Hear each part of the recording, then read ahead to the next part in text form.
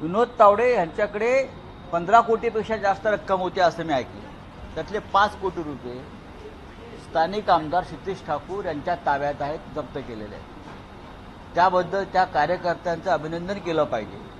त्यांनी महाराष्ट्राला ही निवडणूक कोणत्या पद्धतीनं लढवली जाते सत्ताधारी पक्षाकडून हे स्पष्ट केलं। विनोद तावडे यांच्या संदर्भातली जी माहिती आहे ही भाजपच्या महाराष्ट्रातल्या प्रमुख नेत्यांना ठाकूरांना दिली।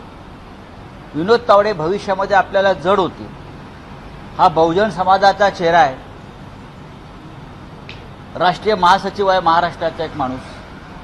त्यांच्या हातामध्ये काही सूत्र आहेत या राज्याची, मोदीजींच्या आणि शहाजींच्या जवळचा माणूस आहे। त्याच्यामुळे त्यांना अशा पद्धतीनं पकडून द्यावं यासाठी भारतीय जनता पक्षामध्येच कारस्थान झालं। ज्यांच्याकडे गृह खातं आहे त्यांना या संदर्भात जास्त माहिती असते।